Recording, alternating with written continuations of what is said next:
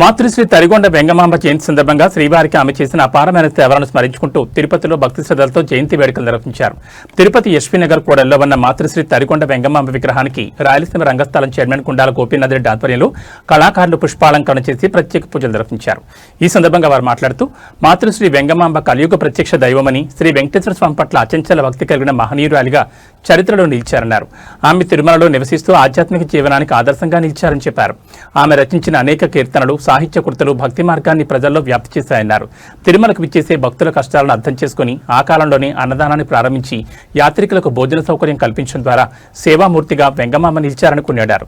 తిరుమలలో నిత్య సేవలు, పూజా కార్యక్రమాలు, ఉత్సవాల్లో పాల్గొంటూ ఆలయ సంప్రదాయాలను బలపరిచి మహిళలు కూడా ఆధ్యాత్మికంగా ఉన్నత స్థాయికి చేరగలరని తన జీవితం ద్వారా చాటి చెప్పిన గొప్ప స్త్రీ సంతగా ఆమెకు ప్రత్యేక స్థానం ఉందని పేర్కొన్నారు.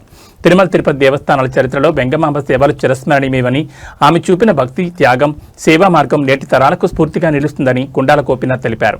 ఈ కార్యక్రమంలో కేశవులు, పురోహితుడు సురేష్ స్వామి, కొట్టె సుబ్రహ్మణ్యం రెడ్డి, జయంత్ కుమార్, లోక ప్రభాకర్ నాయుడు, తొండమనాడు సుబ్రహ్మణ్యం రెడ్డి, టీచర్ రామ్మోహన్, ఉజ్వల్ నరసింహ, మెట్టపల్లి బ్రహ్మానందరెడ్డి తదితరులు పాల్గొన్నారు.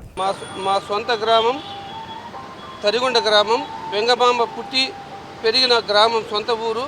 నేను ఏర్పేట మండలంలో ఉపాధ్యాయునిగా కందాడ్ హై స్కూల్లో పనిచేస్తున్నాను.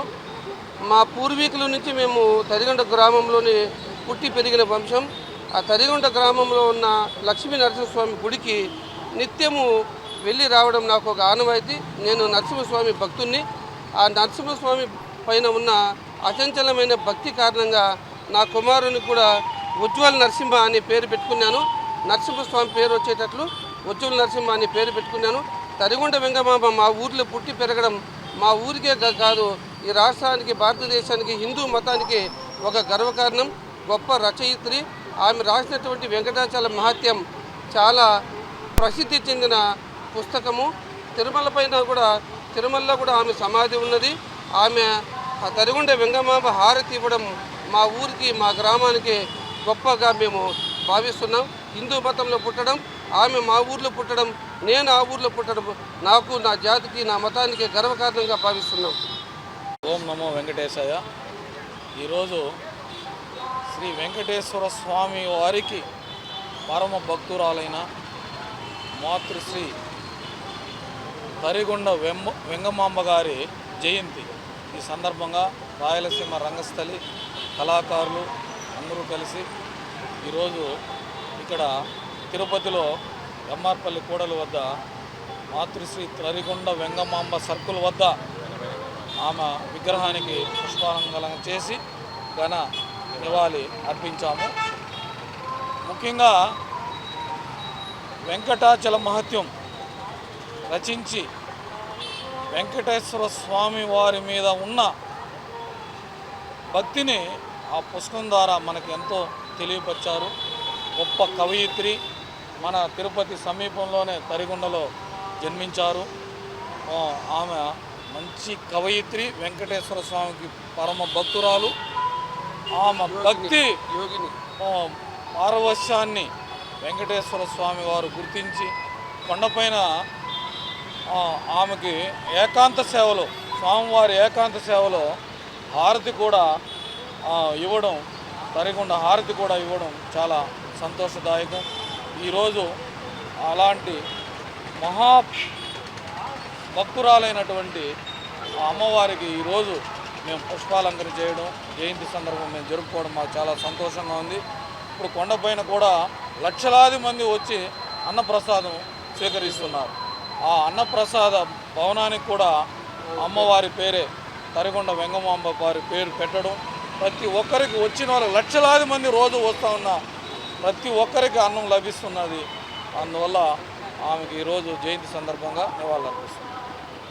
ఓం నమో వెంకటేశాయ. రాయలసీమ రంగస్థలి చైర్మన్ కుండాల గోపీనాథ్ రెడ్డి గారి ఆధ్వర్యంలో ప్రతి సంవత్సరం తరిగొండ వెంగమాంబ వర్ధంతి జయంతి ఉత్సవాలకు ఘనమైన నివాళులు అర్పించడం జరుగుతున్నది. మాతృశ్రీ తరిగొండ వెంగమాంబ 296వ జయంతి సందర్భంగా ఈరోజు స్మరించుకోవాలి. ఈరోజు విశేషం ఏమిటంటే తరిగొండ వెంగమాంబ నృసింహ జయంతి రోజే జన్మించడం ఒక ప్రత్యేక విశేషం. క్రీశ 1730వ సంవత్సరం నుంచి 1817వ సంవత్సరం వరకు ఆమె కాలం.